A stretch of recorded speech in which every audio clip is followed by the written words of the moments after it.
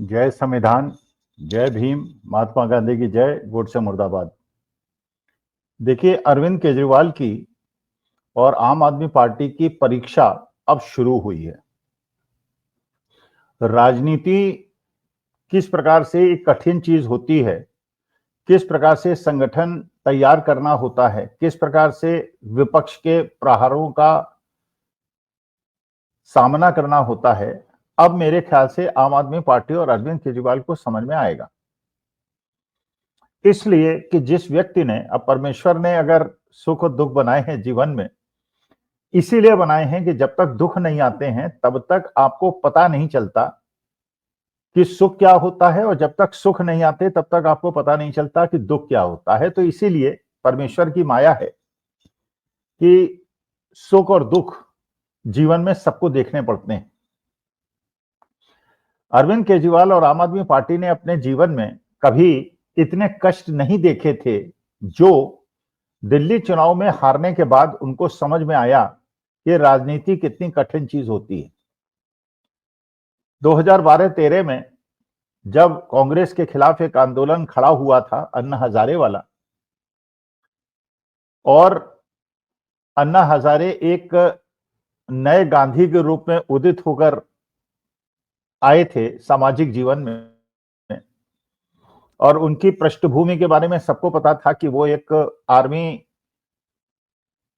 Truck के driver थे, और उनके साथ एक बार सीमा के अंदर उनके जितने साथी थे वो तो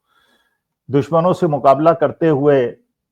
देश के लिए उन्होंने प्राण दे दिए थे, लेकिन अन्ना हजारे ने खुद बताया था कि वो जीवन बचा के वापस लौट आए और उन्होंने अपने को एक बहुत बड़ा गांधीवादी बताया था। और ऐसा जनता ने समझा था उस समय कि अन्ना हजारे एक प्रकार से गांधी की तरह दोबारा उदय होकर सामने आए थे। लेकिन इस नए गांधी का समर्थन भारतीय जनता पार्टी आरएसएस ने किया था। पूरी तरह से एक प्रायोजित कार्यक्रम था जिसका फायदा अरविंद केजरीवाल ने उठाया। पहले इंडिया अगेंस्ट करप्शन बनाया और बाद में एक राजनीतिक दल बनाया, और उस राजनीतिक दल के माध्यम से वो अन्ना हजारे के शिष्य बनकर राजनीतिक पटल पे सामने आ गए। उस समय जो चीज थी वो ये, जनता उस समय भी भ्रष्टाचार से पीड़ित थी, आज भी भ्रष्टाचार से पीड़ित है, लेकिन उस समय एक आंदोलन खड़ा किया गया था, आज कोई आंदोलन खड़ा नहीं हुआ है। इसलिए जनता को आभास तो है, व्यक्तिगत जीवन में तो आभास है, लेकिन एक सामूहिक मैसेजिंग नहीं हो पा रही है जनता को कि आप किस प्रकार से देश की आर्थिक स्थिति और किस प्रकार से राजनीतिक भ्रष्टाचार के दलदल में धंसते चले जा रहे हैं। तो वो जो एक उस समय का आंदोलन था वो भारतीय जनता पार्टी, आरएसएस और इन सामाजिक कार्यकर्ताओं का आंदोलन था, जिसमें ये दृश्य प्रस्तुत किया गया कि कांग्रेस एक बहुत भ्रष्ट पार्टी है और डॉक्टर मनमोहन सिंह की सरकार एक बहुत भ्रष्ट सरकार है, और 2G 3G, रॉबर्ट वाड्रा, मतलब बहुत सारे इस प्रकार के आंदोलन और इस प्रकार के कार्यक्रम और इस प्रकार के चीजों को बदनाम किया गया कि ऐसा लगा उस समय जनता को, जो भ्रष्टाचार, कृत्रिम भ्रष्टाचार से परेशान थी। जबकि अगर आप डॉक्टर मनमोहन सिंह के जमाने की जीडीपी को देखेंगे और मोदी जी के जमाने की जीडीपी को देखेंगे तो आपको यह पता चलेगा कि डॉक्टर मनमोहन सिंह के जमाने में 10 साल के अंदर जो जीडीपी थी वो कम लोन होने के बावजूद मोदी जी के जमाने की जीडीपी से, जहां पे लोन 4-5 गुना बढ़ गया है, ज्यादा थी। उस समय जब 2007-8 में सब प्राइम क्राइसिस आया था और पूरे विश्व के बैंकिंग सिस्टम जो है बर्बाद होने के कगार पे आ गए थे, भारत की अर्थव्यवस्था मजबूती से सामने खड़ी हुई थी और हमारे देश का जीडीपी गिरा नहीं था। जिस प्रकार से मनमोहन सिंह के जमाने में सब प्राइम क्राइसिस आई थी, उसी प्रकार की समस्या मोदी जी के जमाने में कोविड के समय आई। लेकिन जिस प्रकार से हैंडल किया गया सब प्राइम क्राइसिस को भारतवर्ष के अंदर, जो एक मिसाल बना पूरे विश्व के अंदर, जिस प्रकार से कोविड को हैंडल किया पूरे विश्व ने और भारतवर्ष के अंदर जिस प्रकार की विभीषिका यहाँ पे देखी गई, और जैसा विदेशी संस्थाओं ने बताया कि करीब 40-50 लोगों की मृत्यु हुई और हर परिवार के अंदर मृत्यु हुई, हर लोगों के जान पहचान के लोगों की मृत्यु हुई, तो एक एक करके। लेकिन अरविंद केजरीवाल ने जिस समय ये करप्शन के खिलाफ आरएसएस और बीजेपी के साथ मिलकर एक आंदोलन कांग्रेस के खिलाफ खड़ा किया, तो शायद उनको ये लगा होगा कि राजनीति एक बहुत सरल चीज है, बहुत सामान्य चीज है। और क्योंकि उनका मुकाबला कांग्रेस जैसी एक पार्टी के साथ था, इसलिए उसमें उनको विजय मिली। उन्होंने अपने राजनीतिक जीवन में कभी हार नहीं देखी और ये देखा कि पहली बार चुनाव जब हुआ तो उसमें उनको पूर्ण बहुमत नहीं मिला। कांग्रेस की 8 विधायकों के साथ मिलकर उन्होंने सरकार बनाई, लेकिन कांग्रेस की क्योंकि मजबूरी थी, उन्हें आम आदमी पार्टी का साथ देना था, क्योंकि उनके पास 2 विकल्प थे, या तो भारतीय जनता पार्टी का साथ देते या आम आदमी पार्टी का साथ देते। भारतीय जनता पार्टी का साथ वो दे नहीं सकते थे। अगर वो फिर दोबारा मिड टर्म इलेक्शन की बात करते तो एक आरोप लगता कांग्रेस के ऊपर कि देखिए इन्होंने जनता के ऊपर एक भार डाल दिया, इसलिए उन्होंने आम आदमी पार्टी का समर्थन किया। आम आदमी पार्टी ने समर्थन तो लिया, कांग्रेस को बदनाम इस वजह से झेलना भी पड़ा और अगले विधानसभा चुनाव में कांग्रेस का पत्ता बिल्कुल साफ हो गया, 0 सीटें उसको मिली और आम आदमी पार्टी को इतना बढ़िया समर्थन मिला जो कि भूतो न भविष्यति, भारत की राजनीति में ऐसा कभी नहीं हुआ। तीसरे इलेक्शन में भी ऐसे ही हुआ। फिर आम आदमी पार्टी, क्योंकि आम आदमी पार्टी और भारतीय जनता पार्टी साथ सामने सामने खड़ी हो गई थी, कांग्रेस का सारा वोट बैंक जो है आम आदमी पार्टी के पास चला गया था, इसलिए आम आदमी पार्टी ने अपने जीवन काल में कभी हार नहीं देखी, कभी पराजय नहीं देखी और कभी परेशानी नहीं देखी। अच्छा, ये कांग्रेस का वोट बैंक तो पूरी तरह से आम आदमी पार्टी के पास चला गया था, लेकिन ये आम आदमी पार्टी और अरविंद केजरीवाल शायद भूल गए कि 2013-14 में जो उन्होंने आंदोलन चलाया था, वो आंदोलन में उनका मुकाबला कांग्रेस पार्टी से था और अब उनका मुकाबला भारतीय जनता पार्टी से था, क्योंकि भारतीय जनता पार्टी जिसके कंधे पे बैठ के आम आदमी पार्टी सत्ता में आई, उस पार्टी को ही आम आदमी पार्टी ने धोखा दे दिया। वो एक third front Bharatiya Janata party के खिलाफ और कांग्रेस के खिलाफ उन्होंने एक प्रकार के उसके गठन की बात शुरू कर दी और ममता बनर्जी जैसे लोगों ने उनका साथ दिया और उन्होंने एक तरह से ये बताने की कोशिश की, क्योंकि जिससे कि कांग्रेस के पिछले 75 साल के जो भी नीतियां हैं जिसका भारतीय जनता पार्टी उनके खिलाफ उपयोग करती है, उसको भी उन्होंने, और उन्हें यह न लगे कि साहब कांग्रेस की जो नेगेटिव पॉइंट्स हैं या वीक पॉइंट्स हैं उनका भार आम आदमी पार्टी पे पड़े, उससे भी उन्होंने अपने को दूर बना लिया और भारतीय जनता पार्टी पे भी आक्रामक भूमिका उन्होंने निभाई। शीला कौल के समय में, जबकि अटल बिहारी वाजपेयी की केंद्र में सरकार थी, कहीं कोई झगड़ा टंटा नहीं हुआ, लेकिन आम आदमी पार्टी जब से सत्ता में आई उन्होंने भारतीय जनता पार्टी के साथ उसी प्रकार का मोर्चा खोला जैसे उन्होंने कांग्रेस के खिलाफ खोला था। लेकिन आम आदमी पार्टी ये भूल गई कि उन्होंने जिनसे अब मुकाबला ठाना है वो भारतीय जनता पार्टी है, जिसके बाद आरएसएस है। आम आदमी पार्टी को शायद ये भी एक गलतफहमी थी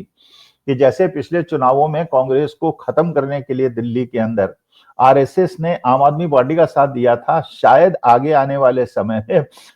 आरएसएस आम आदमी पार्टी का साथ देगा और भारतीय जनता पार्टी का साथ नहीं देगा। इसीलिए जब उन्होंने आरएसएस प्रमुख को पत्र लिखा अरविंद केजरीवाल ने,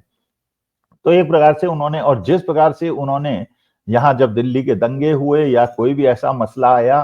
बिल्किस बानो का केस आया, उन्होंने कभी भी अल्पसंख्यकों के पक्ष में बोलने का प्रयास नहीं किया। तो उन्होंने ये मुखौटा भी नहीं ओढ़ा कि वो सेकुलर हैं। वास्तविकता में जो भारतीय जनता पार्टी की नीति थी उसी पे आगे बढ़ के अरविंद केजरीवाल ने कांग्रेस को भी पीछे छोड़ने का प्रयास किया और भारतीय जनता पार्टी को भी पीछे छोड़ने का प्रयास किया। वो ये भूल गए कि ये वाली भारतीय जनता पार्टी जो नरेंद्र मोदी जी की है, ये अटल बिहारी वाजपेयी की नहीं है। चुनाव आयोग भी उनके साथ है, सारी सरकारी संस्थाएं उनके साथ हैं।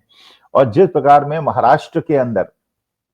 कांग्रेस, शरद पवार और उद्धव ठाकरे ये आरोप लगा रहे हैं कि किस प्रकार से वहां पे हजारों वोटर्स जोड़े गए हैं और काटे गए हैं, वही चीज दिल्ली के अंदर हुई। अरविंद केजरीवाल ने उनसे ज्यादा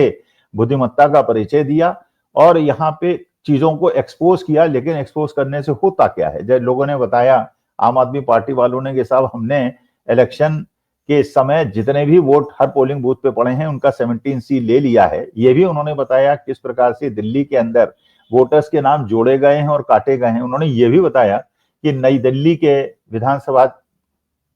क्षेत्र में पिछली बार जितने वोटर्स थे उससे वोटर्स कम हो गए हैं, कितने वोटर्स हटाए गए और कितने वोटर्स ऐड किए गए। लेकिन ये तो वो चुनाव आयोग है जो कि भारतीय जनता पार्टी का चुनाव है। चुनाव आयोग है, इसलिए जैसे महाराष्ट्र में, हरियाणा के अंदर कांग्रेस की बात नहीं सुनी गई, उसी प्रकार से दिल्ली के अंदर आम आदमी पार्टी की बात नहीं सुनी गई। आम आदमी पार्टी ने गुजरात के अंदर और हरियाणा के अंदर कांग्रेस को नुकसान पहुंचाया और कांग्रेस ने भी यहां चुनाव लड़ा। और जब राहुल गांधी का नाम उस पोस्टर में डाल दिया गया जिसमें उन्हें तीसरा सबसे भ्रष्ट आदमी भारतीय जनता पार्टी वालों के साथ बताया गया, तो कांग्रेस ने भी थोड़ी मेहनत की, थोड़ी नहीं, बहुत ज्यादा मेहनत नहीं की, और इसलिए जो उनका वोट करीब 4-4.5% था वो बढ़ के करीब 6-6.5% हो गया। तो 50% का इंक्रीमेंट हुआ, जिसकी वजह से आम आदमी पार्टी को दिल्ली के तो जो उन्होंने कांग्रेस के साथ बाकी स्टेट्स में किया वही चीजें अब दिल्ली में कांग्रेस ने आम आदमी पार्टी के साथ कर दी। अब मुश्किल यह है, जो आम आदमी पार्टी को शायद अब समझने में आसानी होगी कि अभी तक तो उन्होंने राजनीति में कोई बुरा समय नहीं देखा था, लेकिन राजनीति में किस प्रकार से लोग आपका साथ छोड़ते हैं, राजनीति में कैसे लोग अपने व्यक्तिगत हितों को देखते हुए ईडी सीबीआई से बचने के लिए, क्योंकि आम आदमी पार्टी हमेशा कांग्रेस के खिलाफ ही आरोप लगाती रही कि कांग्रेस के लोग कांग्रेस को छोड़ देते हैं, कि अगर आप कांग्रेस को वोट देंगे तो वोट देने से फायदा क्या होगा, क्योंकि वो लोग भारतीय जनता पार्टी को ज्वाइन कर लेंगे। क्योंकि ये बात बिल्कुल सच है कि महाराष्ट्र के अंदर आपने एकनाथ शिंदे का उदय होते हुए देखा, अजीत पवार का उदय होते देखा, वो अशोक चौहान का उदय होते हुए देखा, जिसे कांग्रेस ने पृथ्वीराज चौहान की तुलना में मुख्यमंत्री वहां बनाया था, जिनके पिताजी भी मुख्यमंत्री थे, लेकिन इसके बावजूद उन्होंने कांग्रेस को धत्ता बता दी। पंजाब के अंदर अमरिंदर सिंह को, सुनील जाखड़ को, जिन लोगों ने बड़े बड़े कांग्रेस के अंदर पद दिए हैं, वो लोगों ने कांग्रेस को छोड़ा। लेकिन क्योंकि अरविंद केजरीवाल आम आदमी पार्टी ने कभी बुरा समय नहीं देखा था, तो अब उनको ये महसूस हुआ कि जिन लोगों को, विधायकों को, सिटिंग विधायकों को, जिनको 3-3 बार उन्होंने टिकट दिया और जिताया और एमएलए बने, वो लोग जैसे ही उनको टिकट नहीं मिला उन्होंने भारतीय जनता पार्टी को ज्वाइन कर लिया। तो असली जो परीक्षा है अरविंद केजरीवाल की, वो अब शुरू होने वाली है, क्योंकि अब परमेश्वर ने उनको ये सोचने के लिए मजबूर किया है कि ये जो बुरा समय राजनीति के समय होता है, दूसरे को उपदेश देना बहुत आसान है, लेकिन खुद को संभाल पाना बहुत मुश्किल है। तो ये देखने के लिए अब हम लोगों को इस बात का इंतजार करना होगा कि आगे जो चुनाव होने वाले हैं, बिहार के अंदर होने वाले हैं, उत्तर प्रदेश के अंदर होने वाले हैं, उन विधानसभा चुनाव में अरविंद केजरीवाल का रुख क्या रहेगा। क्योंकि जैसे अखिलेश यादव ने, जैसे ममता बनर्जी ने दिल्ली के चुनाव में अरविंद केजरीवाल का खुला समर्थन किया है, तो अब ये देखना होगा कि एक तो होता है कि अगर सही में विपक्षी एकता और भारतीय जनता पार्टी जैसी पार्टी से मुकाबला करने के लिए इंडिया गठबंधन मिलजुल कर सामूहिक प्रयास से, जब उनके पास धन की भी कमी होगी, ईडी सीबीआई भी उनके सामने खड़ी होगी, उनको पकड़ने के लिए खड़ी होगी, ये लोग मिलजुल के चुनाव लड़ेंगे, या जिस प्रकार का हश्र दिल्ली के अंदर हुआ है, बिहार और उत्तर प्रदेश भी अगर तेजस्वी यादव और अखिलेश यादव के हाथ से निकल गया तो विपक्ष के बाद मेरे ख्याल से कुछ रह नहीं जाएगा। 2-3 स्टेट, तमिलनाडु को छोड़कर, तेलंगाना को छोड़कर और कर्नाटका को छोड़कर, लेकिन जिस प्रकार के दन फंद यहाँ किए हैं भारतीय जनता पार्टी ने, उन स्टेट्स में भी होगा, और उसके बाद विपक्ष को राजनीति करने का मेरे ख्याल से पहाड़ा भी वो लोग भूल जाएंगे। तो अब असली परीक्षा अरविंद केजरीवाल आम आदमी पार्टी की अब है कि वो पंजाब में अपनी सरकार को कैसे बचाते हैं, अगले असेंबली इलेक्शन में जो बिहार उत्तर प्रदेश में होने वाले हैं उसमें विपक्षियों के साथ लड़ते हैं, मिल के लड़ते हैं, या कांग्रेस को आइसोलेट करने का प्रयास करते हैं। हमें यह भी देखना होगा कि जो बाकी विपक्षी दल हैं वो कांग्रेस के साथ कैसा बिहेव करते हैं। आम आदमी पार्टी पे सबसे ज्यादा नजर रहेगी कि वो कैसा बिहेव करती है। वो अलग लड़के गुजरात के अंदर और जैसे गोवा के अंदर उसने किया था उसी प्रकार से कांग्रेस को कमजोर करती है, या वक्त की नजाकत को समझते हुए इंडिया गठबंधन को असेंबली इलेक्शंस में भी मजबूत करते हुए और एक दूसरे का हाथ पकड़ते हुए भारतीय जनता पार्टी जैसे दल का मुकाबला करने के लिए तैयार होती है। क्योंकि आज के तारीख में जो पूरा हिंदू का नैरेटिव है, जिसको छीनने का प्रयास आम आदमी पार्टी ने किया था, उसको भारतीय जनता पार्टी ने पूरी तरह से अपनी तरफ कर लिया। तो वही स्थिति जो कि पहले कांग्रेस की उत्तर प्रदेश के अंदर हो गई थी कि दलित जो है वो बसपा के साथ चले गए थे, मुसलमान जो है सपा के साथ चले गए थे। तो आज क्योंकि दिल्ली के अंदर जो 10-11 साल की सरकार अरविंद केजरीवाल ने चलाई, उसमें मुसलमानों को उन्होंने नेग्लेक्ट किया, लेकिन हिंदू को लेकर भारतीय जनता पार्टी चले गए। मुसलमानों ने मजबूरी में इस बार जरूर वोट अपना आम आदमी पार्टी को दिया है, लेकिन ये वोट रहेगा। यह अगर उन्होंने कांग्रेस का मुकाबला करने का प्रयास किया तो कांग्रेस के पास चला जाएगा, ये भी समझना बहुत मुश्किल है। तो असली जो अब देखने वाली बात है कि जो बिहार और उत्तर प्रदेश के इलेक्शन होंगे, इसमें विपक्षी दलों का क्या रुख होगा। कांग्रेस का क्या रुख होगा और आम आदमी पार्टी का विशेष तौर पर क्या रुख होगा, तब पता चलेगा कि राजनीति में जब बुरा समय आता है तो उसको आदमी कैसे झेलता है। ये एक प्रकार का हम लोगों के लिए स्टडी पॉइंट होगा और इस स्टडी पॉइंट को देखेंगे और तब पता चलेगा कि अरविंद केजरीवाल जी असली परीक्षा आपकी अब आई है। नमस्कार, धन्यवाद और प्रणाम।